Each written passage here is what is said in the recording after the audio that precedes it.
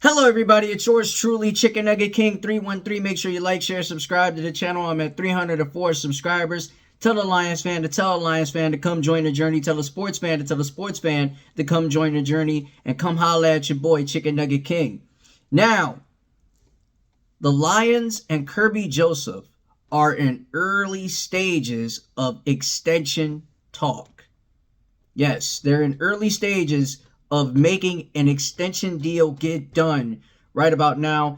And Kerby Joseph, if you want to go down memory lane with his stats, he has a total tackles of 247 tackles, 2 forced fumbles, 1 fumble recovery, 31 pass deflections, and 17 interceptions, 1 defensive touchdown as of 2024 with his career NFL stats. And the third round draft pick from the 2022 season is a stellar player. He is a playmaker through and through, and he fits what the Detroit Lions are, and he's all about what the Detroit Lions are. Grit, physicality, toughness, not backing down, not giving up on any single play, and making sure that he stays with this team is making sure that there's the right price at the right time, at the right moment, to make sure that this deal is done constructively. Brad Holmes understands that Kerby Joseph is a Detroit Lion. Kerby Joseph said time and time and time again that he wants to remain a Detroit Lion for the rest of his career. There's no other place he would rather be than to be in Detroit. This is the place that he calls home, like Derek Barnes calls home. This is the place that Aiden Hutchinson calls home. This is the place that DJ Reader is calling home. Ali McNeil, who recently got an extension done last season, has called this place home.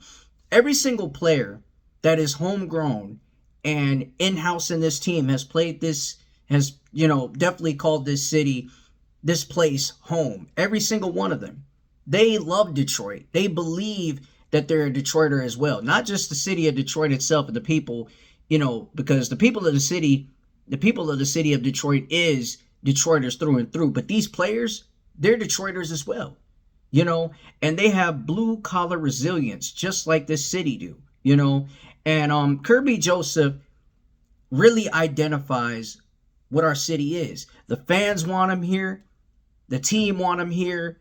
He wants to be here. And I'm sure his agent is telling Brad Holmes, like, look, show me the money.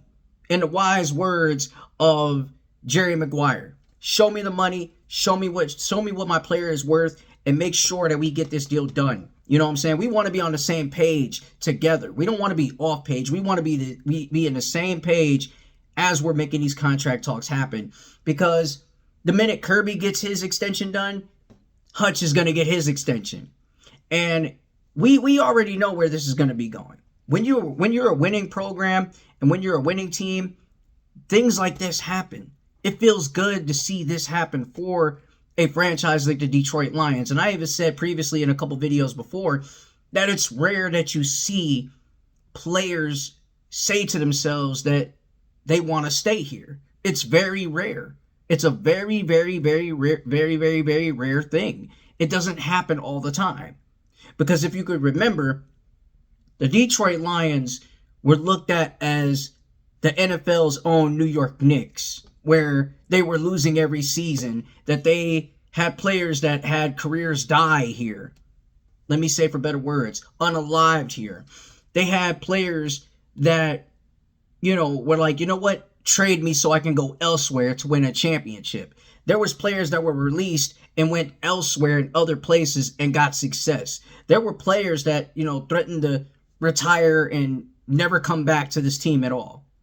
And those main reasons to that played in the factor of the guys leaving and asking for trades was that we didn't have a franchise, front office that was all about doing business and all about working with the team and the players itself. They wanted to be about putting butts in the seats and, all about the money and the tickets and whatnot. But what Sheila Hamm-Ford has done, she said, you know what?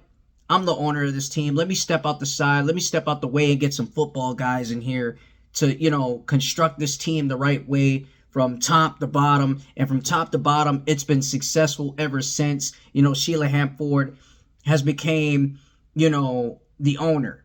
William Clay Ford was never, ever, God bless him, never been investing of stepping out the way and, whatever, letting a GM do his work or letting the scouts do their work or letting, the assistant GM do their work and do their, assessment on the players. He wasn't like that. He was more of a guy that was willing to step in and put his input on what the Detroit Lions should do. But Sheila Ford is asking questions on players and learning about the game and learning about the scouts and the GM and learning about what they can do to become a winning franchise, to become a winning ball club, to become a winning program. And it's becoming that. Regardless if we go 10-7 next year, regardless if we go 13-4, 12-5, regardless, things have changed around here. The tables have turned. And the NFL is not looking at the Lions as an afterthought no more. They're looking at the Lions as a great commodity to the league, And I'm happy to see Kerby Joseph be a part of that turnaround. I'm happy to see, people rally around Dan Campbell and rally around Shep or rally around Sean Dion Hamilton or any of the guys. I love that. I'm loving that, And you got former players coming back to Ford Field watching the games. Herman Moore, Barry Sanders, hell, Joey Harrington if he could fly out here. Kerryon Johnson has spoke about coming to Lions games. Corey Schlesinger has thought about coming to Lions games. Joik Bell, former Woodward Sports Network personality and former Detroit Lions running back, is interested in coming to see the games.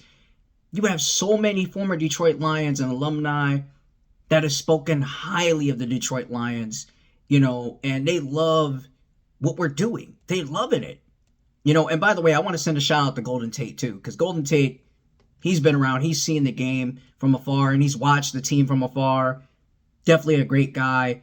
I want to definitely give him a shout out on that. And I definitely want to say to those former players, you are very important to us. We love you. Always come around. Always come back around. Never think that you're not a part of this franchise, because you are. You're a part of this turnaround just as much as the young players and the new players that come to our franchise are a part of this turnaround and a part of this success. Calvin Johnson, he comes around and he's a part of the team. And he's always giving advice to the players and always, being around the building and understanding what's next and what this team can do going forward.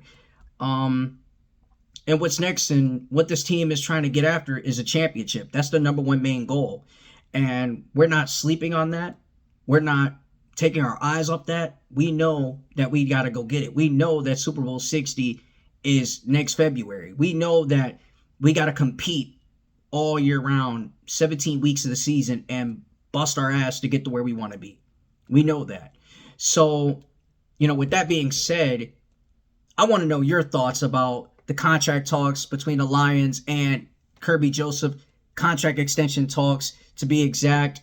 Give me your thoughts on that right about now as I'm doing this video. Like, share, subscribe to the channel. Chicken Nugget King 313, bringing you some breaking news, that I'm aware of, that I heard of.